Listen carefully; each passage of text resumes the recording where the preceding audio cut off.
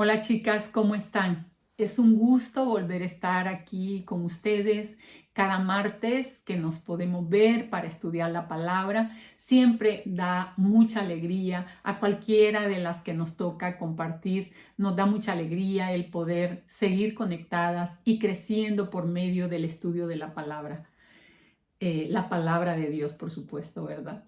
Y pues hemos estado en esta serie de qué dice la Biblia acerca, pues hemos visto diferentes temas de actualidad y entonces es importante saber qué dice la Biblia acerca de ese tema. El día de hoy vamos a estudiar qué dice la Biblia acerca de la homosexualidad, ya que este es un tema que sigue siendo un tabú para algunos, o polémico para otros, pero la verdad es que es un tema relevante.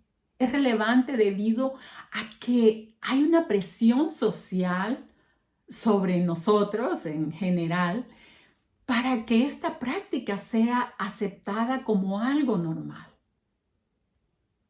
Y en la actualidad, la verdad es que ha crecido tanto, más de lo que nos imaginábamos esta práctica, y eso hace que la gente cada vez lo vea como más normal y tenga un criterio de acuerdo a su propia opinión.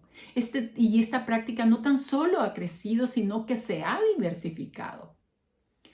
Y cuando en la sociedad algo es común, se tiende a tomar como normal y se termina teniendo un nivel de aceptación muy grande. Y en este caso me estoy refiriendo a la práctica de la homosexualidad.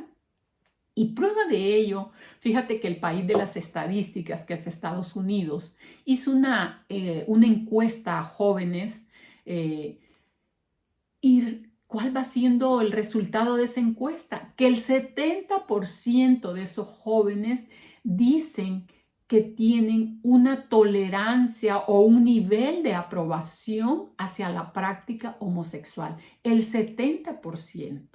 ¿Qué te dice eso? ¿Qué me dice eso?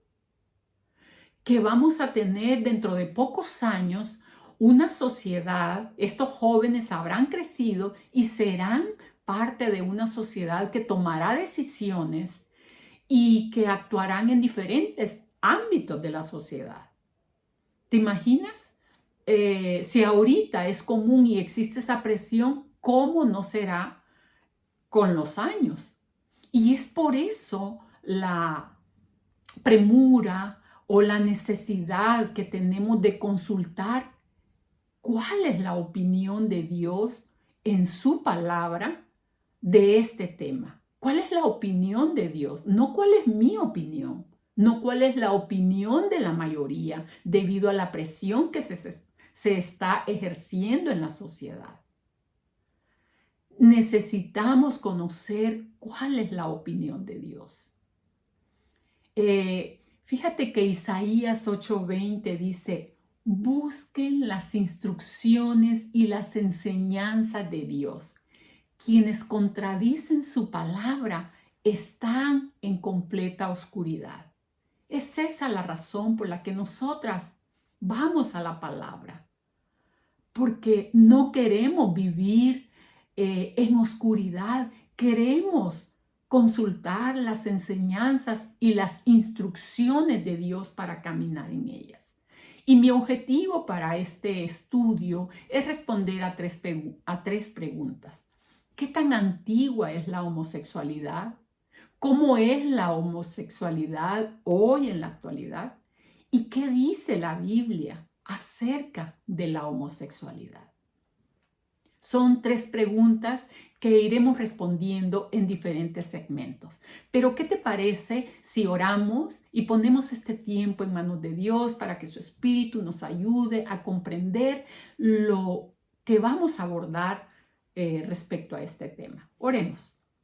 Padre, muchas gracias. Gracias por la oportunidad que nos das de abordar temas como estos.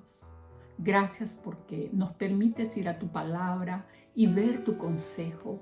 Y eso nos da un criterio pues apegado a lo que tú dices. Nosotras hemos dicho creer en ti y que la Biblia es parte fundamental de nuestras creencias y convicciones. Por eso venimos y consultamos tu consejo, Señor, porque queremos ser obedientes, queremos conocer todo lo que en ella hay, para que no seamos extraviados, para poder, Señor, guiar a otros, guiar a nuestros hijos de acuerdo a esos preceptos, de acuerdo a esas verdades. Señor, vivimos en un tiempo pues difícil, en un tiempo donde se nos presiona de muchas maneras para que a lo malo le llamemos bueno y a lo bueno le llamemos malo. Pero nosotros no queremos reaccionar de acuerdo a las presiones de la sociedad, sino queremos responder a tu palabra, a tu consejo.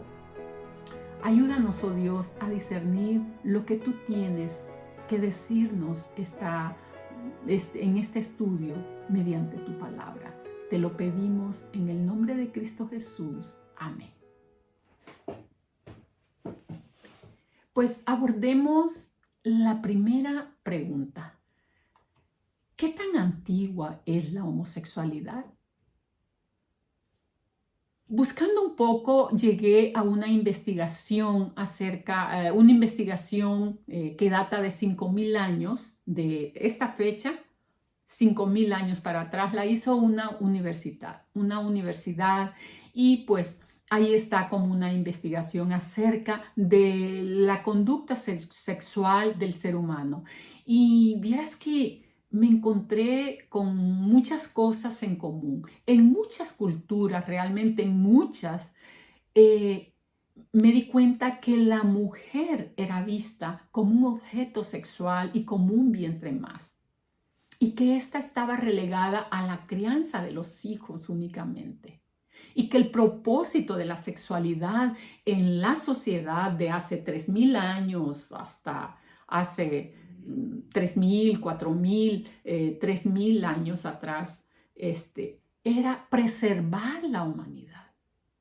Casi en todas estas culturas también se practicaba la poligamia. Las relaciones no eran monógamas, perdón. No era mal vista la prostitución. De hecho, en nuestras culturas olmecas, nuestras culturas aztecas, hasta había una diosa a favor de la prostitución. La promiscuidad, por consiguiente, pues era algo común. Esta práctica de fuera del matrimonio era algo normal para los hombres, porque las mujeres que fueran sorprendidas en adulterio, caía la ley sobre de ellas, y eran castigadas severamente, mas no así con los hombres. Y eso en Occidente, pero si fuéramos a las culturas de Oriente o de Medio Oriente, ahí las mujeres también estaban súper reprimidas, tanto así que las obligaban a usar velos, bueno, hasta el día de hoy, velos y ropas pesadas para cubrir su cuerpo, porque pues no era importante que una mujer tuviera una apariencia, sino solo era un objeto sexual. Y es un poco contradictorio, porque también en esas culturas hay libros tan famosos como el Kama Sutra, donde habla del goce y del placer sexual. Por un lado, escondían a las mujeres en ropajes, pero por otro lado, eran expertos en hablar sobre el placer sexual. Con los japoneses, ahí surgen las geishas, que estas mujeres eran profesionales, sobre todo en entretener hombres, ¿no? En fin, lo que podemos ver en común de las culturas es un abuso sobre la mujer y un mal uso de la libertad sexual que Dios le dio al ser humano. Y por ahí del año 700 antes de Cristo, leía que tanto en la cultura griega como en la cultura romana, la homosexualidad era una práctica que no escandalizaba a nadie y que se toleraba. Con respecto a los griegos, era porque con ellos se trataba más bien de un culto a la belleza. Y realmente para ellos no era muy importante el sexo de la pareja con la que iban a tener relaciones sexuales, sino su estatus social. De allí que esta práctica era común entre hombres adultos o era común entre, digamos, una persona que era responsable de la educación, de la formación, tanto educativa como formativa en la vida de un adolescente. Este hombre que se llamaba Paidagogos podía practicar la homosexualidad con esos adolescentes. Era permitido que en este tiempo le llamáramos pedofilia, ¿no? Y por un lado, a los griegos, todo era una situación de un culto al cuerpo y era también un asunto de un estatus social más que del género o sexo de la persona. Pero en la cultura romana se trataba de un acto de dominación, por lo tanto era importante que fuera el receptor de la relación sexual, era el que era oprimido. Por esa razón se ejercía mayormente con los esclavos. Así estaba la sexualidad en ese tiempo, en la antigüedad, que uno creyera que las personas eran más reservadas, pues uno se lleva yo por lo menos me llevé grandes sorpresas con respecto a las prácticas sexuales en la antigüedad. Así era la homosexualidad en la antigüedad, pero ¿cómo es en la Edad Media? O más bien en la Edad Moderna. Pues la verdad es que la homosexualidad siempre ha estado presente en las distintas culturas a lo largo de la historia. Y en el siglo XX, la homosexualidad comenzó a separarse, ya no era llamada un trastorno mental o considerada una enfermedad, sino que se convierte en una orientación sexual. En una orientación sexual más, porque empezó a diversificarse este tipo de orientaciones sexuales.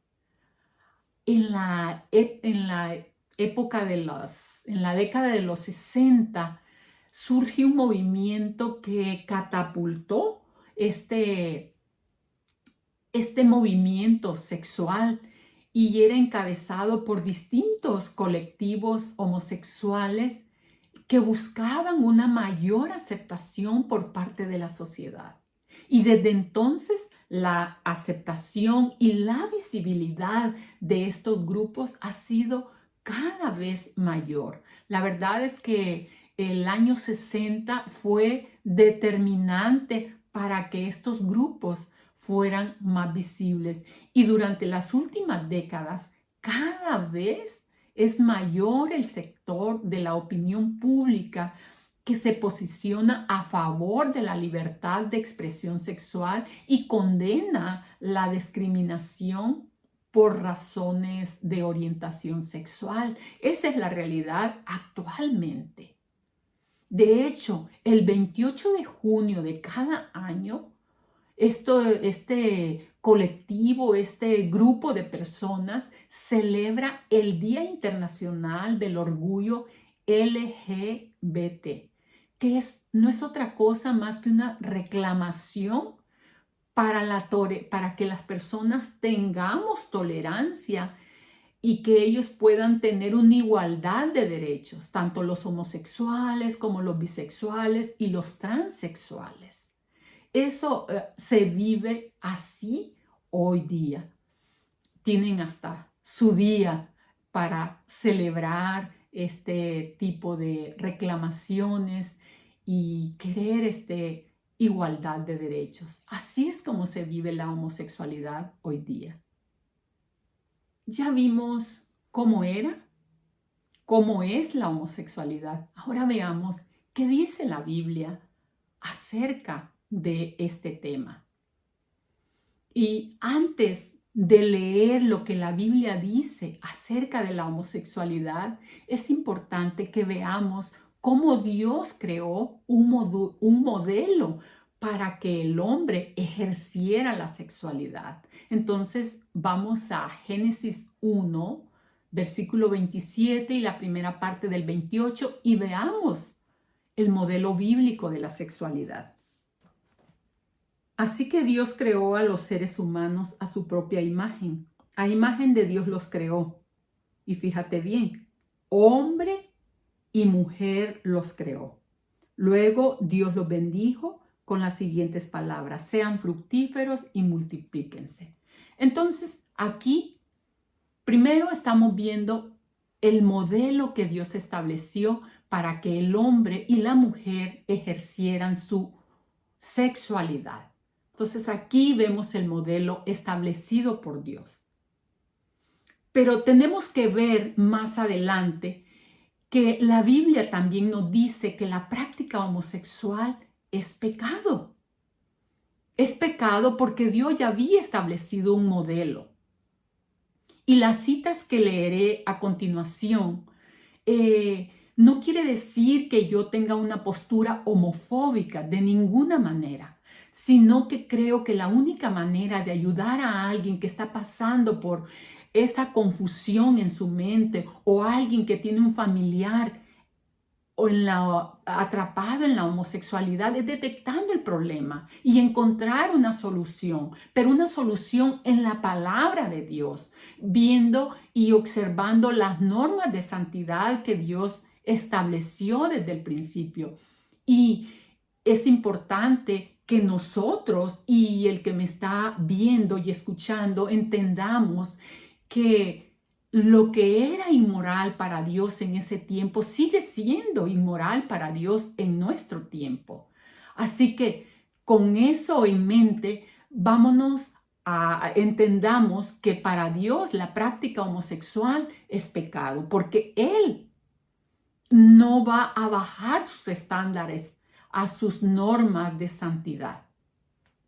Pero me gustaría que viéramos bíblicamente desde cuándo hay un registro de la homosexualidad. Y para ello vamos a ir a Génesis 19 y vamos a leer del versículo 1 al versículo 5. Esta es la historia cuando Abraham intercede delante de Dios por aquella ciudad de Sodoma y Gomorra que Dios había determinado destruir a causa de su pecado.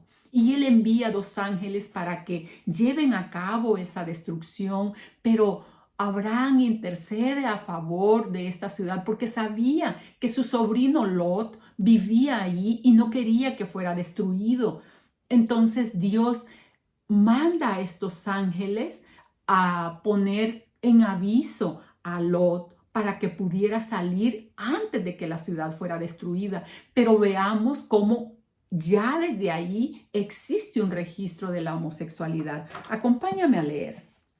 Dice: al anochecer, los 2 ángeles llegaron a la entrada de la ciudad de Sodoma. Lot estaba ahí sentado y cuando los vio, se puso de pie para recibirlos. Entonces les dio la bienvenida y se inclinó rostro en tierra. Señores míos, dijo él, vengan a mi casa para lavarse los pies y sean mis huéspedes esta noche. Entonces mañana podrán levantarse temprano y seguir su camino. Oh no, respondieron ellos, ¿pasaremos la noche aquí en la plaza de la ciudad? Lot insistió y finalmente ellos fueron con él a su casa. Lot preparó un banquete para ellos con pan sin levadura recién horneado y ellos comieron. Pero antes de que se fueran a dormir, fíjate, pon atención aquí, todos los hombres de Sodoma, tanto jóvenes como mayores, llegaron de todas partes de la ciudad y rodearon la casa y le gritaron a Lot: ¿dónde están los hombres que llegaron para pasar la noche contigo? Haz que salgan para que podamos tener sexo con ellos. ¿Te das cuenta? Desde aquí vemos el registro de la homosexualidad bíblicamente.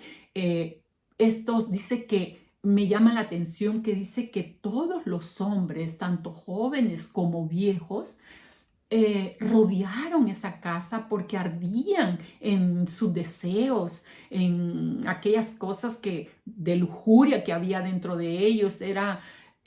Pues todos tenían prácticas homosexuales porque lo que querían era tener relaciones sexuales con esos ángeles. Y tú ya podrás leer en tu casa con calma cómo termina esa historia con la destrucción de Sodoma y Gomorra.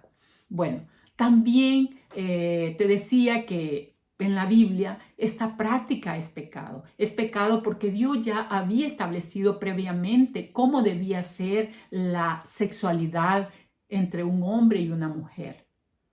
Pero como vimos ahí, pues ya para ese entonces, 2000 años antes de Cristo, ya había una homosexualidad abierta en ciudades enteras. Pero veamos qué dice Levítico capítulo 18, versículo 22. Dice, no practiques la homosexualidad.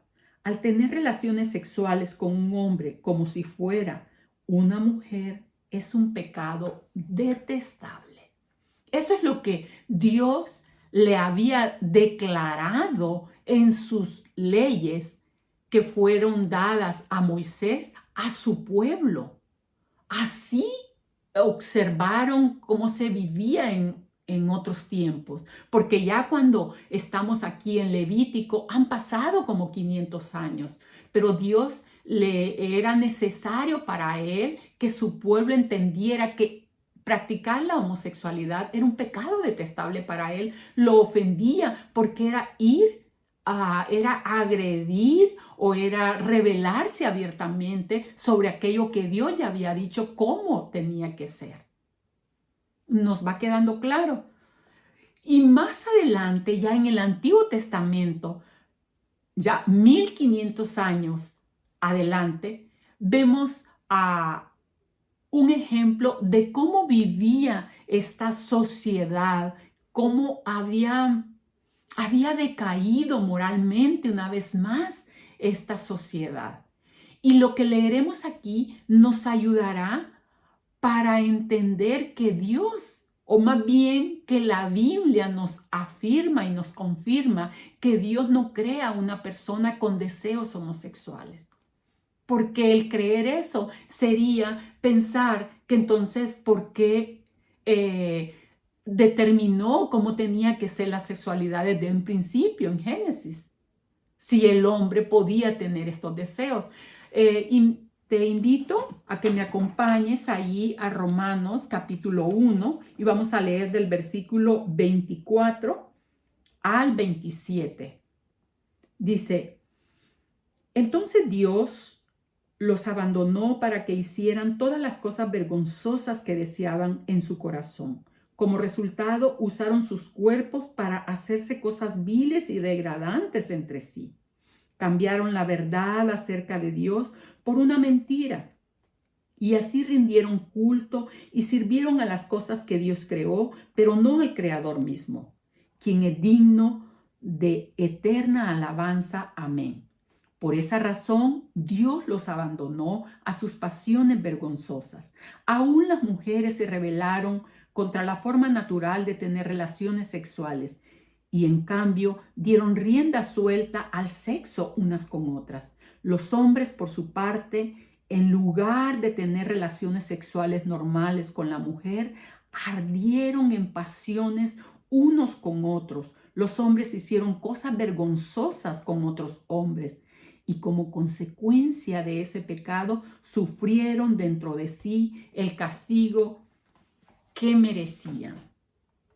Lo que vemos aquí es que cuando el hombre no reconoce a Dios y no obedece lo que Dios ya ha establecido, esa rebeldía produce una ceguera espiritual y una imposibilidad realmente para tener claridad de lo que es correcto y para poder vivir en lo que es correcto o en las verdades que Dios ha establecido, porque lo que acabamos de leer es una completa depravación, pero es una depravación provocada por la rebeldía del mismo hombre.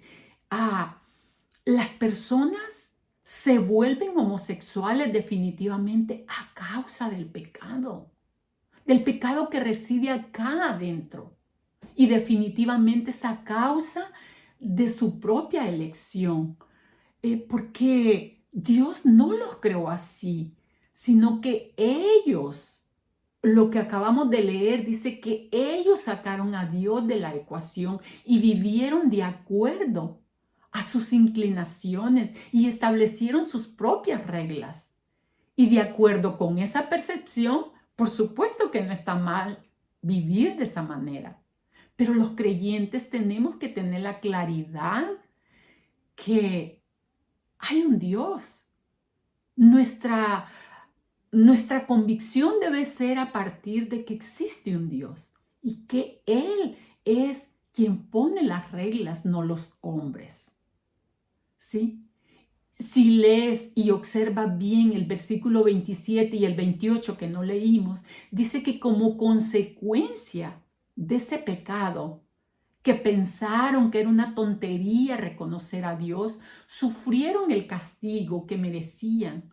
Nos queda claro que borraron a Dios de su conciencia e hicieron un Dios que les permitiera vivir como ellos querían. Y cuando las personas viven de esa manera, es una exhibición clara como el pecado deforma, tergiversa, daña tanto espiritualmente como mental, emocional y físicamente, haciendo creer a las personas que nacieron así. O sea, yo no soy responsable de esto, yo así nací. Esa es una gran mentira. Y nosotros tenemos que hablar la verdad que dice la palabra. De acuerdo con lo que hemos leído, podemos afirmar que la raíz o la susceptibilidad hacia la homosexualidad pueden venir por varios factores. Podría ser el entorno, podría ser por la falta de una imagen paterna y que ese joven copió el modelo femenino que ha tenido como un ejemplo a seguir en su madre. Podría ser también a causa de haber sido seducido por alguien más, como leíamos que sucedió, no digo que así es ahora, ¿no? Pero como un adulto seduce a uno más joven, como leímos allí, o como más bien les relaté que yo leí que sucedía en la cultura griega. También podría ser porque alguien es expuesto a la pornografía y posteriormente conecta neurológicamente el placer con esas imágenes que vio y que están registradas en su mente. Es una distorsión del placer, pero son las imágenes que él puede conectar con el placer. Y yo creo que es importante que entendamos y sepamos que así como hay personas que tienen inclinaciones hacia la homosexualidad por su entorno o por diferentes razones, también hay personas que tienen tendencia a la violencia, que tienen tendencia al adulterio, a la promiscuidad, en fin, a muchas cosas. Pero el tener esas tendencias no justifica que la persona elija ceder a esos deseos o darle rienda suelta a los deseos así porque así.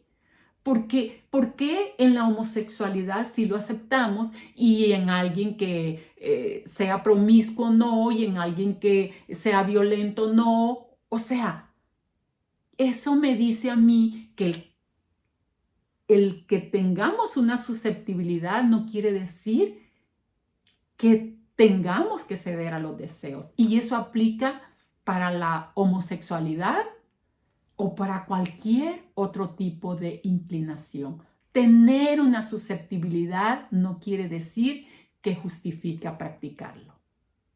Definitivamente, cuando las personas rechazan deliberadamente el diseño y las leyes de Dios, Él los abandona a sus deseos y a esas pasiones que arden dentro de ellos. Las personas realmente se vuelven homosexuales a causa de todo eso que reside adentro de ellos, a causa de esas distorsiones que tienen. Y definitivamente es a causa de su propia elección. Eso es lo que la Biblia dice al respecto. Eso es lo que nos acaba de quedar claro. Y esto me lleva al siguiente punto, que también la Biblia tiene un mensaje de esperanza para todo pecador, incluyendo al homosexual. Y para ello quiero que me acompañes a leer Primera de Corintios 6, vamos a leer el versículo 9 y el versículo 10. Dice, ¿no se dan cuenta que los que hacen lo malo no heredarán el reino de Dios? No se engañen a sí mismos. Los que se entregan al pecado sexual o rinden culto a ídolos o cometen adulterio o son prostitutos o practican la homosexualidad o son ladrones o avaros o borrachos o insultan o estafan a la gente, ninguno de esos heredará el reino de Dios. Ninguno, dice. Y esto es importante señalarlo porque la Biblia no describe la homosexualidad como un pecado mayor que cualquier otro. Realmente lo pone en la misma lista de cualquier otro pecado que ofende a Dios y que nos separa de Él. Eso es lo que la Biblia señala, porque tendemos a, a magnificar ese tipo de pecados, pero la Biblia es clara y lo pone en la misma lista. Pablo también aquí no está diciendo que esta lista de pecados o esta lista de personas que practican dichos pecados están automática o irrevocablemente excluidas del cielo. Nunca dice eso. Lo que dice Pablo es, vean a futuro, no se entrampen con este tramo de vida que tienen y vean el disfrute nada más para este tiempo. No, vean a futuro. Él advierte que de seguir pecando o de seguir practicando esos pecados, no recibiremos la herencia de la vida eterna, que es la que tú y yo y todos los que hemos creído en Cristo Jesús anhelamos. Y allí dentro de eso es que menciona la homosexualidad como cualquiera de los pecados enumerados en esa lista. No podemos ver la homosexualidad como un pecado imperdonable o superior a los otros. No, para nada. La causa por la que Pablo menciona todo lo que leímos en Romanos 1, 24 y 28 es porque el homosexual, al igual que cualquier otra persona, necesita el Evangelio. Porque el Evangelio le predicará acerca de Cristo y le hará ver su pecado, que su pecado es igual a cualquier otro que ofende a Dios. Y que es necesario, esto es lo importante, y que es necesario arrepentirse y abandonar todo tipo de pecado para contar o para heredar en el futuro esa vida eterna. Pero sigamos leyendo el versículo 11. Dice, algunos de ustedes antes eran así, pero fueron limpiados, fueron hechos santos, fueron hechos justos ante Dios al invocar el nombre del Señor Jesucristo y por el poder, el Espíritu de nuestro Dios. Vemos que la palabra de Dios ofrece esperanza y perdón a cualquier pecador. Pablo resalta la acción que Dios hace en cada creyente. Nos hace nuevas. Por eso le dice, así eran antes. Por eso menciona allí, así eran antes. Ahora ya no son así. Ahora son personas diferentes, personas nuevas. Y señala 3 aspectos que Dios trabaja en todo aquel que pone su confianza en Cristo para perdón de los pecados.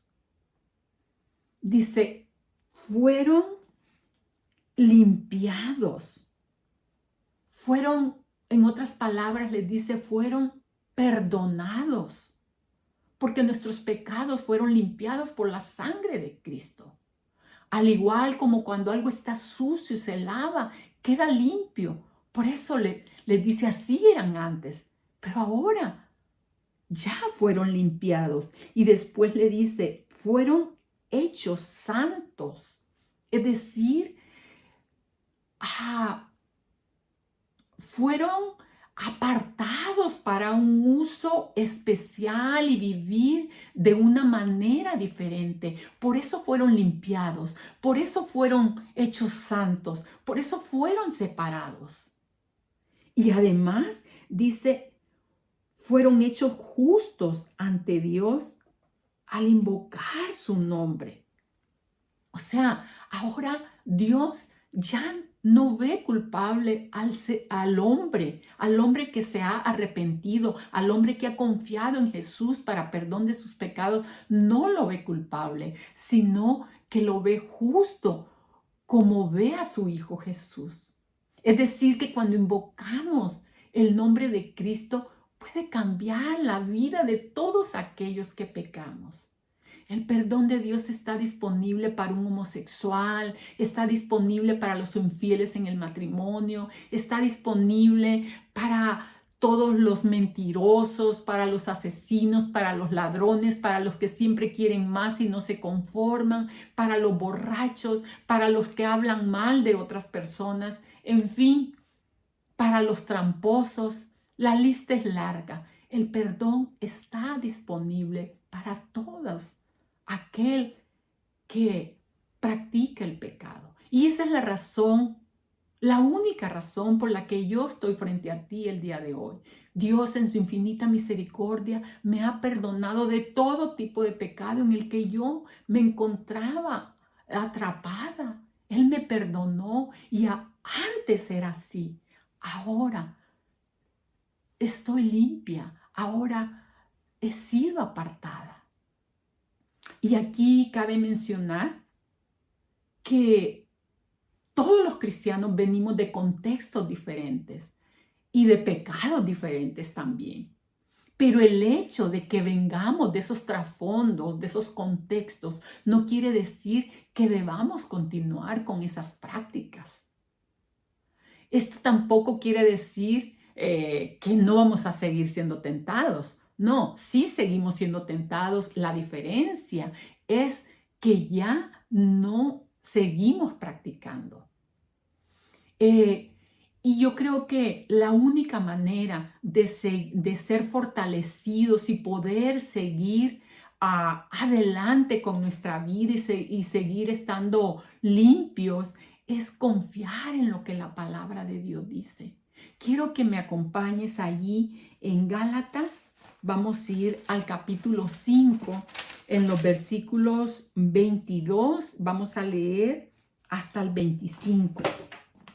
Dice, en cambio, la clase de fruto que el Espíritu Santo produce en nuestra vida es amor, alegría, paz, paciencia, gentileza, bondad, fidelidad, humildad y control propio. Eso es bien importante. No existen leyes contra esas cosas. Los que pertenecen a Cristo Jesús han clavado en la cruz las pasiones y los deseos de la naturaleza pecaminosa y los han crucificado ahí. Ya que vivimos por el Espíritu, sigamos la guía del Espíritu en cada aspecto de nuestra vida. Los que pertenecemos a Cristo Jesús ya no somos esclavos de esas pasiones, de esos deseos, de esa naturaleza pecaminosa que antes nos seducía y nos dominaba.